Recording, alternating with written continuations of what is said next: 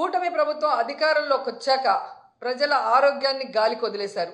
ఆరోగ్యశ్రీని ఏ విధంగా నిధులు ఇవ్వకుండా పొమ్మనకుండా పొగబెట్టినట్టు ఈరోజు హాస్పిటల్స్ ఆరోగ్యశ్రీ కింద చేయడానికి సుముఖంగా లేకుండా చేసింది ప్రభుత్వం కాదా? అలాగే అమ్మఒడిని ఎగ్గొట్టి ఈరోజు పేద పిల్లల్ని చదువుకు దూరం చేస్తున్నది వీళ్ళు కాదా? అలాగే రైతులకి అండగా నిలబడాల్సిన ప్రభుత్వం రైతుల వెన్నెముకలు విరుస్తూ వాళ్ళకి ఇవ్వాల్సినది ప్రామిస్ చేసి కూడా ఇవ్వకుండా మోసం చేసింది నిజం కాదా అని అడుగుతున్నా. ఇవన్నీ ఒక ఎత్తు అయితే ఈరోజు రాష్ట్రంలో అవినీతి ఎంత విచ్చలవిడిగా జరుగుతుందో అందరూ కళ్ళారా చూస్తున్నారు. అది ఇసుక కానీ, అది మైనింగ్ కానీ, ల్యాండ్స్ కానీ, ఏది చూసినా లిక్కర్ కానీ విచ్చలవిడిగా వాళ్ళు దోపిడీకి అవినీతికి తెరలేపి వాటి మీద ప్రజలు దృష్టి పెట్టకుండా ఈరోజు తప్పుడు సాక్ష్యాలతో బురద చల్లుతూ కొంతమందిని టార్గెట్ చేసి ఎలా అరెస్ట్ చేస్తున్నారో మనం కళ్ళారా చూస్తున్నాం. నిజంగా ఇది ఎంత సిగ్గుచేటో ఒకసారి అందరూ కూడా ఆలోచించాలి. ఈరోజు ఇంటెలిజెన్స్ చీఫ్గా పనిచేసిన పిఎస్ఆర్ ఆంజనేయులు గారిని అరెస్ట్ చేసి తీసుకురావడం చూస్తుంటే డైవర్షన్ డర్టీ పాలిటిక్స్కి పరాకాష్ట. అంటే ఈ కూటమి ప్రభుత్వం ఎంత దిగజారిపోయిందో ఇక్కడ స్పష్టంగా అర్థమవుతుంది. పోలీసులు గుర్తుపెట్టుకోవాలి, ఈరోజు లోకేష్ చంద్రబాబు నాయుడు మాటలు విని రెడ్ బుక్ రాజ్యాంగాన్ని అమలు చేస్తున్న పోలీస్ ఆఫీసర్సు ఇది మీరు అర్థం చేసుకోవాలి. తప్పు చేయని ఆంజనేయులు గారిని ఈ విధంగా అరెస్ట్ చేసి ఆయన్ని హ్యూమిలేట్ చేస్తూ అవమానపరుస్తుంటే తప్పు చేసిన మిమ్మల్ని చట్టం ముందు నిలబెట్టి మీకు బుద్ధి చెప్పే రోజు దగ్గరలో ఉంది కాబట్టి అలాంటి తప్పులు చేయకుండా మీ పని మీరు కరెక్ట్గా చేయమని కూడా ఈ సందర్భంగా తెలియజేసుకుంటున్నాను. ఎందుకంటే ఏదో కిరీటం పెట్టేస్తారు చంద్రబాబు నాయుడు లోకేష్ అని చెప్పి చాలా చోట్ల పోలీసులు పెద్ద స్థాయి నుంచి కింద స్థాయి వరకు అందరూ కూడా వన్ సైడ్గా తప్పుడు సాక్ష్యాల్ని సృష్టించి తప్పుడు కేసులు పెట్టి ఏ విధంగా అరెస్ట్ చేసి పైశాచిక ఆనందం పొందుతున్నారో వాళ్ళందరినీ కూడా హెచ్చరిస్తున్నా. భవిష్యత్తులో మళ్ళీ కూటమి ప్రభుత్వం వచ్చే అవకాశం లేదు. ప్రజలు ఇప్పటికే మేల్కొన్నారు. ఈ కూటమి ప్రభుత్వం వల్ల వాళ్ళు సర్వనాశనమైన విషయాన్ని వాళ్ళు గుర్తించారు. జగన్మోహన్ రెడ్డి గారి ప్రభుత్వంలో పేదలు ప్రశాంతంగా బ్రతికిన విధానం గుర్తుపెట్టుకొని మళ్ళీ జగనన్న కోసం ఎదురు చూస్తున్నారు. జగనన్న ముఖ్యమంత్రి అయిన వెంటనే తప్పు చేసిన వాడు ఎవరైనా వదిలిపెట్టేది లేదు. న్యాయస్థానం ముందు నిలబెట్టి వాళ్ళందరినీ కూడా జైలుకు పంపిస్తామని కూడా హెచ్చరిస్తున్నాం. అండ్ ఈరోజు మీరు చూస్తే ఎంత విచిత్రంగా తయారైందంటే చంద్రబాబు నాయుడు నైజం. ఆయన తప్పు చేస్తాడు, సాక్ష్యాధారాలతో సంతకం పెట్టి దొరికిపోతాడు. డొల్ల కంపెనీల్లో కంపెనీ అనేదే ఉండదు, కొత్తగా ఒకటి సృష్టించి దాంట్లో డబ్బులు ట్రాన్స్ఫర్ చేసి దాన్ని ఎలా వాళ్ళ అకౌంట్లోకి తెచ్చారో అన్నీ కూడా క్లియర్ కట్గా దొరికిపోయాయి. స్కిల్ డెవలప్మెంట్ స్కామ్లో ఈడీ కూడా కొంతమందిని అరెస్ట్ చేసింది. కొంతమంది ఆస్తుల్ని అటాచ్ చేసి అవినీతి జరిగింది అని ప్రూవ్ కూడా చేసిన తర్వాత నాకు కన్ను బాగలేదు, ముక్కు బాగలేదు, కిడ్నీ బాగలేదు, వయసు అయిపోయిందని దొంగ తిరుగుడు చెప్పి బెయిల్ తీసుకొని బయటకు వచ్చి ఏదో తాను తప్పు చేయనట్టుగా ఆ కేసుని ముందుకు నడిపించకుండా ఎలా ఆపేశాడో అందరూ చూశారు. నీకు దమ్ము ధైర్యం ఉంటే ముఖ్యమంత్రి సిబిఎన్ గారు మీకే చెప్తున్నా, స్కిల్ డెవలప్మెంట్ స్కామ్లో మీ మీద పెట్టిన కేసులో మీరు ఎలా సంతకాలు పెట్టి డబ్బును దోచుకున్నారు ఈ ప్రభుత్వంలో అనేది ఈడీ కూడా ఓకే చేసింది. దాన్ని ఎందుకు సిఐడి విచారణని ముందుకు నడవనీయకుండా ఆపేశారు? దమ్ముంటే స్కిల్ డెవలప్మెంట్ మీద మీరు విచారణ చేయించుకోండి. మీ వల్ల కాకపోతే సిబిఐకి అప్పచెప్పండి. అలాగే మీరు చూస్తే ఫైబర్ నెట్ కేసులో ఎందుకు మీరు విచారణను ఆపేశారని అడుగుతున్నా. ఈరోజు ఏదో ఆంజనేయులు గారి మీద ఒక కేసో లేదా మిథున్ రెడ్డి గారి మీద ఒక దొంగ సాక్ష్యాలతో ఒక కేసో పెట్టి భయభ్రాంతులకి గురి చేయాలంటే ఎవరు భయపడే ప్రసక్తి లేదు. ఎందుకంటే మేము తప్పు చేయలేదు కాబట్టి ఎవరికి భయపడాల్సిన అవసరం లేదు. మీరు దొంగ సాక్ష్యాలతో ఎన్ని కేసులు పెట్టినా మేము న్యాయపరంగా పోరాడి బయటికి వస్తాం. కానీ మీ మీద కేసులు విచారణ జరిగితే మీరు పర్మనెంట్గా జైలుకి వెళ్తారన్న సంగతి మీకు తెలుసు. అందుకే అడుగుతున్నా, దమ్ముంటే దొంగ కేసులు పెట్టి మీ పచ్చ ఛానళ్లలో దుమ్మెత్తిపోయటం కాదు, స్కిల్ డెవలప్మెంట్ స్కామ్ మీద, ఫైబర్ నెట్ స్కామ్ మీద విచారణ జరిపించండి. మీకు ఆ దమ్ము లేకపోతే సిబిఐకి అప్పచెప్పండి అని కూడా డిమాండ్ చేస్తున్నాం. అసలు చంద్రబాబు నాయుడు అనే వ్యక్తి సంతకానికి విలువ లేదు అని ఇప్పుడు 4వ ముఖ్యమంత్రి అయినప్పుడు కూడా తెలుస్తోంది. ఏడాది అవుతుంది. ఈ ఏడాదిలో ఆయన పెట్టిన మొదటి సంతకం ఇంతవరకు అమలైందని నేను అడుగుతున్నా. ఇంతకన్నా సిగ్గుచేటు ఇంకేమైనా ఉందా? అదే వైఎస్ఆర్ గారు కానీ జగన్ గారు కానీ ఒక సంతకం పెడితే ఆ రోజు నుంచి అమల్లోకి వస్తుంది. అది సంతకం అంటే అలా ఉండాలి. కానీ నీ సంతకం అది చిత్తు కాగితంలాగా ఎప్పుడు సంతకం పెట్టినా అది ఎప్పుడు జరిగింది లేదు. అండ్ అధికారంలోకి వచ్చిన మీరు జూన్ నుండే నిరుద్యోగ భృతి ఇస్తాము, తల్లికి వందనం ఇస్తాము, అన్నదాత సుఖీభవ ఇస్తాము, ఆడబిడ్డ నిధి ఇస్తాము, ఫ్రీ బస్ ఇస్తాము అని చెప్పారు. బాండ్లు ఇచ్చారు. ఈరోజు ఆ బాండ్లు ఎత్తుకొని గ్రామాల్లోకి మీ ఎమ్మెల్యేలు కానీ మీరు వెళ్ళే పరిస్థితి ఉందా?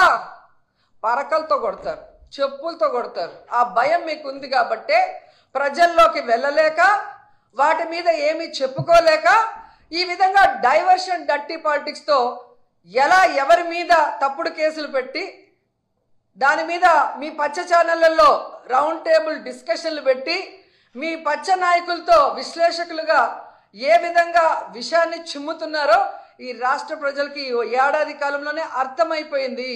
మీరు చెప్పే అబద్ధాలను ఇంకా నమ్మే పరిస్థితిలో ఈ రాష్ట్ర ప్రజలు లేరు అన్న విషయం చంద్రబాబు నాయుడు తెలుసుకోవాలి.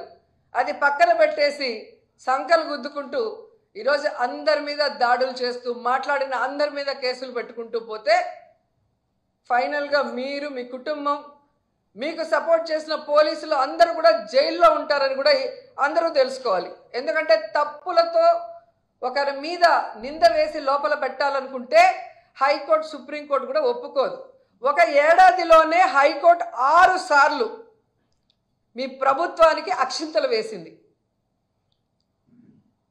పోసాని కృష్ణమురళి గారి కేసులో కానీ, ఒక సోషల్ మీడియా యాక్టివిస్ట్ని మీరు ఏ విధంగా హెరాస్ చేశారో ఆ విషయంలో కానీ, నిన్న మొన్నట్లో 60 ఏళ్ళు పైబడిన వాళ్ళని మీరు హెరాస్ చేయకూడదు, ఇంటికి వెళ్ళి విచారించాలి, ఇవన్నీ కూడా తప్పుడు సాక్ష్యాలతో వేధింపులు చేసిన పోలీసులకు కూడా ఏ విధంగా హైకోర్టు అక్షింతలు పెట్టిందో ఈ రాష్ట్ర ప్రజలందరూ కూడా గమనించారు.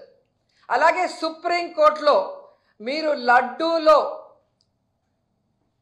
ఏదో కలిసింది అని అబద్ధం చెప్పి మీ రాజకీయ లబ్ధి కోసం కలియుగ దైవం వెంకటేశ్వర స్వామితో చెలగాటమాడినప్పుడు కూడా మీ మీద ఒక సీఎంగా ఉన్నా కూడా మీకు సుప్రీంకోర్టు ఏ విధంగా అక్షింతలు వేసిందో ఒకసారి గుర్తుపెట్టుకోండి. కాబట్టి మీ పైన ఒక వ్యవస్థ ఉంది. మీరు అనుకున్నట్టు చేసేస్తాం, ఏదైనా మేము చేయగలమంటే అది కొన్ని రోజులే. ఈరోజు నేను మోడీ గారిని 2 చేతులెత్తి రిక్వెస్ట్ చేస్తున్నాను.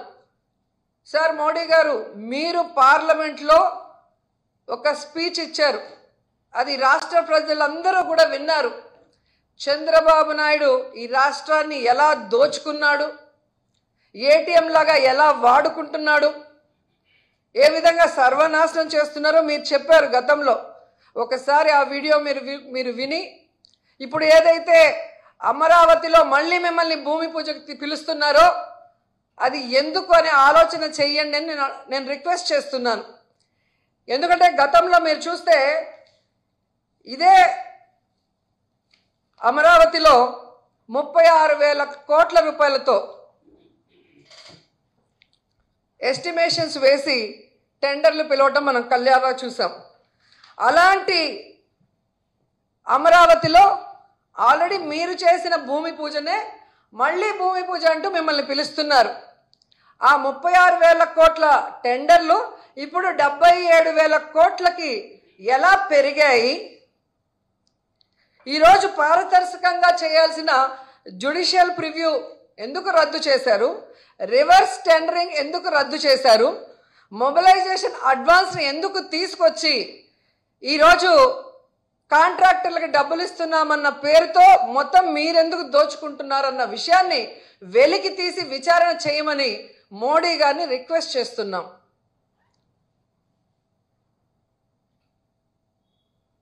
అమరావతి అనేది అన్ని వర్గాల వారికి సంబంధించింది. ఎస్సీ, ఎస్టీ, బీసీ, మైనారిటీ, ఓసీలు అందరూ ఉండాల్సిన రాజధాని అయినప్పుడు ఎందుకు ఎస్సీ, ఎస్టీ, బీసీ వాళ్ళకి, మైనారిటీలకు ఇచ్చిన 50,000 ఎకరాలని రద్దు చేశారని నేను ప్రశ్నిస్తున్నా.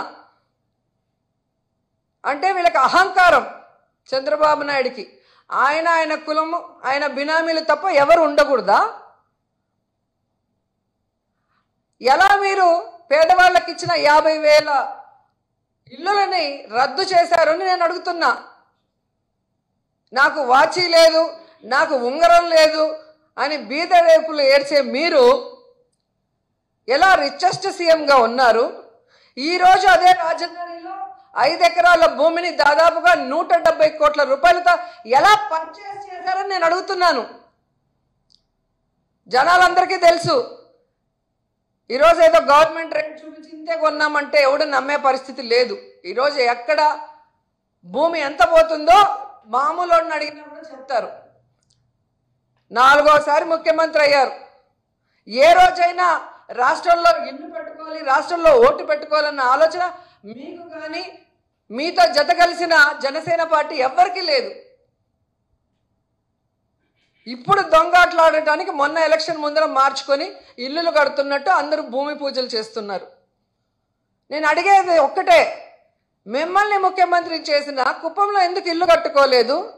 ముఖ్యమంత్రిగా ఉండి రాష్ట్రం అంతా పని చేయాల్సిన మీరు విజయవాడలో ఇంతవరకు ఎందుకు ఇల్లు కట్టలేదు అని అడుగుతున్నా. ఇన్ని మాట్లాడుతున్నారు కదా. మీ గవర్నమెంట్ రాగానే జగన్ బెంగళూరుకి వెళ్తున్నాడు. ఆయన ముఖ్యమంత్రిగా ఉన్న 5 ఏళ్ళు ఇక్కడే కూర్చొని పరిపాలన సాగించాడు. పేద ప్రజలకి కావాల్సినవన్నీ బటన్లు నొక్కి వాళ్ళ అకౌంట్లోకి అవినీతి లేకుండా పంపించారు. ఆయన గురించి మీరు మాట్లాడుతున్నారు. మరి ముఖ్యమంత్రిగా ఉన్న మీరు, డిప్యూటీ సీఎంగా ఉన్న పవన్ కళ్యాణ్ గారు, ఐటీ మినిస్టర్గా ఉన్న నీ కొడుకు ఎక్కడి నుంచి వస్తున్నారండి? ఫ్రైడే అయితే హైదరాబాద్కి వెళ్తారు. మీరు ఈ రాష్ట్రానికి ముఖ్యమంత్రా, తెలంగాణకి ముఖ్యమంత్రా? ఇక్కడ ఇల్లు లేకుండా అక్కడేం పని మీకు? అక్కడ ఇల్లు పట్టుకోవటం వల్లే ఇక్కడ విజయవాడ సగానికి పైగా ఆ రోజు మునిగిపోయింది. ఇక్కడ ఉండి అడ్మినిస్ట్రేషన్ చేయాలి కదా. అఫీషియల్స్కి మీరు ఇక్కడ ఉండి కదా చెప్పాలి. మీరు చేస్తే రైటు. మీరు ముఖ్యమంత్రులుగా ఉండి, డిప్యూటీ సీఎంలుగా ఉండి మీరు హైదరాబాద్లో కాపురం ఉంటారు. మీకు టైం ఉంటే వచ్చి రాజకీయం చేసిపోతారు. కానీ ఓడిపోయిన వాళ్ళు మాత్రం కాన్స్టిట్యున్సీలోనే ఉండాలి. అటు ఇటు జరిగితే పార్టీ వదిలేశారు, పాలిటిక్స్ వదిలేశారు. వాళ్ళు చెన్నై పోయారు, వీళ్ళు బెంగళూరుకి పోయినారు, భయపడి పారిపోయారు కేసులకి. ఎన్ని కావాలంటే అన్ని పచ్చ ఛానల్లో చెప్తారు. నవ్వుతున్నారు ప్రజలు. అధికారంలో ఉన్నది మీరు, పని చేయాల్సింది మీరు. మీరు చేయకుండా ఎక్కడో తిరుక్కుంటూ వాళ్ళని మాట్లాడుతున్నారు ఏంటి అని.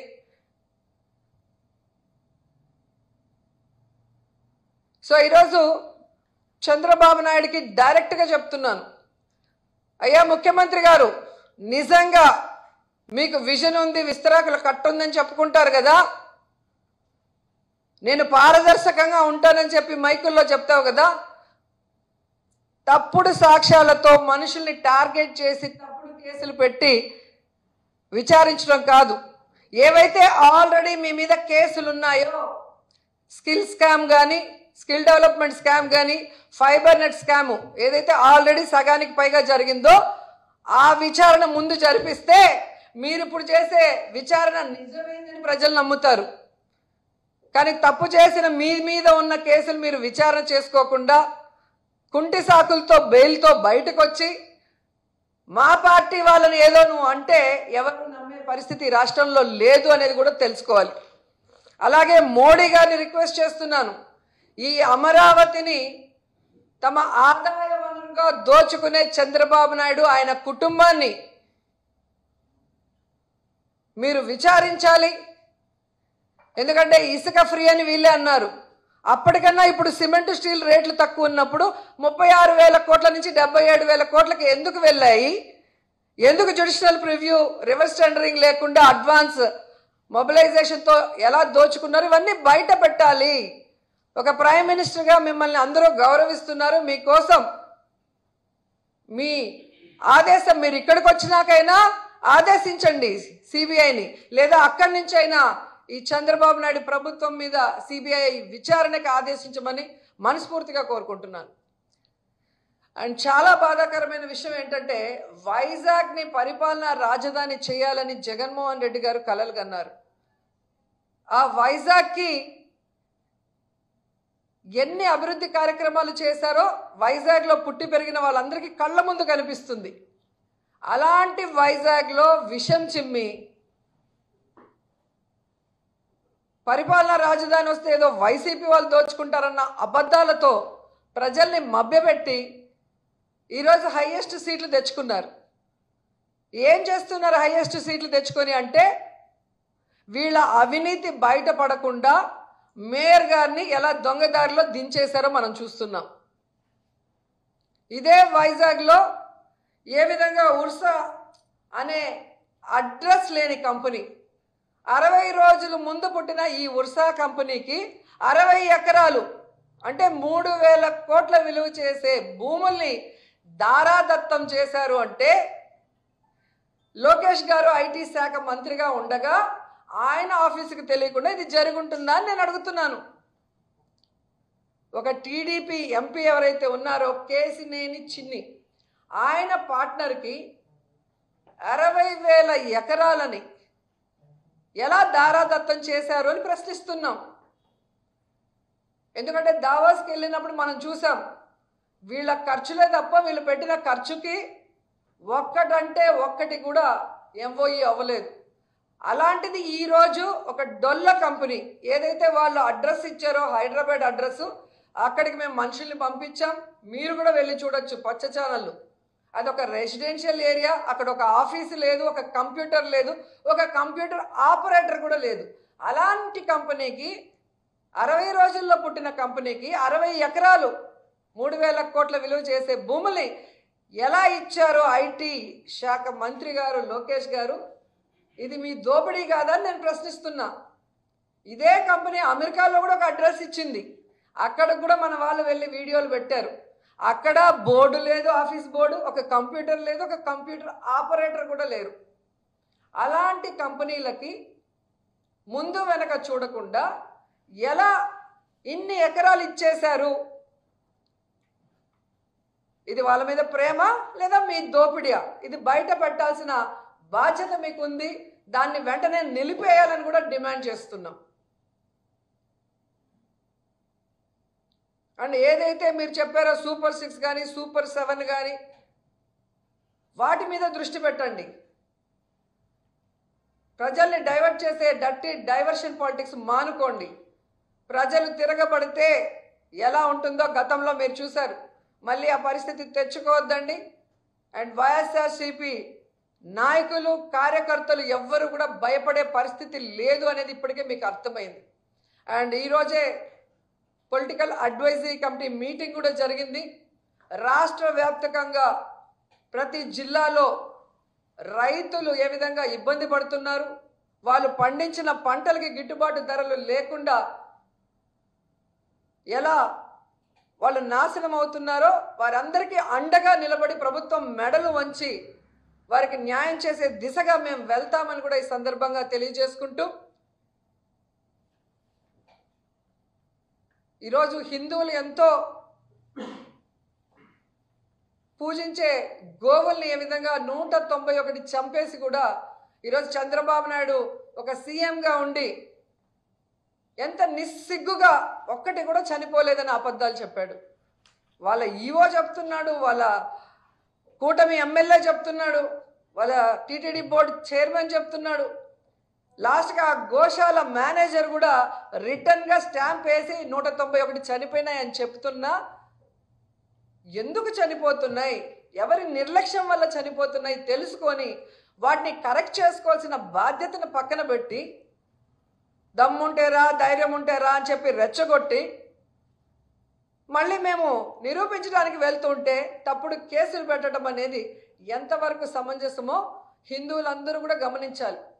ఎప్పుడూ లేనటువంటి విధంగా ఈ 1 ఇయర్లో తిరుమలలో ఎన్ని అపచారాలు జరుగుతున్నాయి, ఎన్ని అనర్థాలు జరుగుతున్నాయి.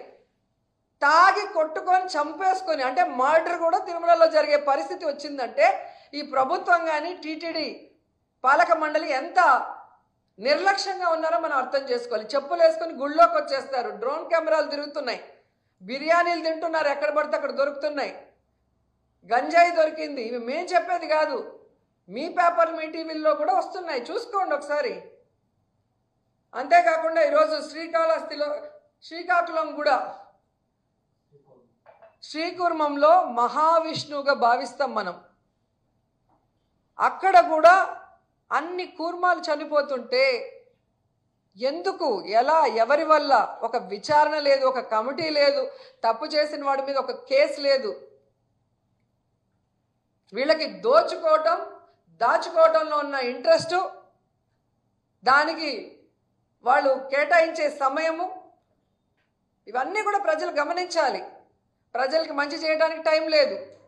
వీళ్ళ నిర్లక్ష్యం వల్ల జరిగే అనర్థాలని కంట్రోల్ చేయడానికి వీళ్ళకి టైం లేదు. వీళ్ళ వల్ల నష్టపోయిన వాళ్ళు రోడ్డు మీదకి వచ్చి ధర్నాలు చేయడానికి వీల్లేదు. వెంటనే diversion politics. So Pawan Kalyan గారు ఎక్కడున్నారో, మీరు సనాతన ధర్మాన్ని కాపాడుతానన్నారు. తిరుమలలో ఇన్ని జరుగుతున్నాయి, శ్రీకూర్మంలో ఇలా జరుగుతుంది. ఎందుకు మీరు నోరు మెదపటం లేదు? ఎందుకు మాట్లాడట్లేదు? జగన్ గారిని తిట్టడానికి మాత్రం పరుగులు తీసేవారే. ఇప్పుడు మీ కూటమి ప్రభుత్వంలో ఇన్ని అనర్థాలు జరుగుతుంటే ఎందుకు నోరు మెదపటం లేదు? బీజేపీ నాయకుల్ని ప్రశ్నిస్తున్నాను. హిందూ మతాన్ని కాపాడాల్సిన పార్టీ మాది, కాపాడటానికే మేము ఉన్నామని చెప్పుకుంటున్నారు కదా. మరి తిరుమలలో ఇన్ని అపచారాలు జరుగుతుంటే, శ్రీకూర్మంలో ఇన్ని అపచారాలు జరుగుతుంటే మీరెందుకు నోరు మెదపడం లేదు? మీ కూటమి ప్రభుత్వంలో ఉన్న చంద్రబాబు నాయుడు మీద ప్రెషర్ తెచ్చి వాటిని ఎందుకు సరిదిద్దటం లేదు? దాంట్లో తప్పు చేసిన వాళ్ళ మీద ఎందుకు ఎఫ్ఐఆర్లు వేసి వాళ్ళని శిక్షించడం లేదని నేను ప్రశ్నిస్తున్నా. కూటమి ప్రభుత్వం అంటే చేసిన తప్పుల్ని కూడా సమర్థిస్తారా?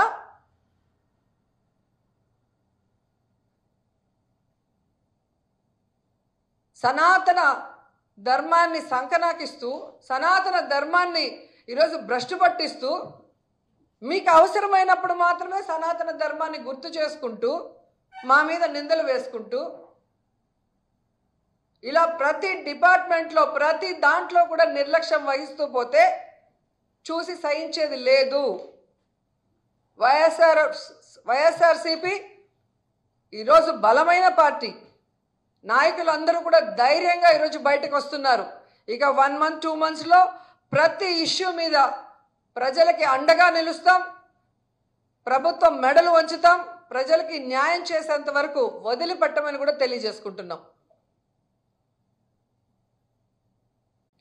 మద్యం ప్రభుత్వం అమ్మితే స్కామా, ప్రైవేట్ వాళ్ళు అమ్మితే స్కామా చెప్పండి.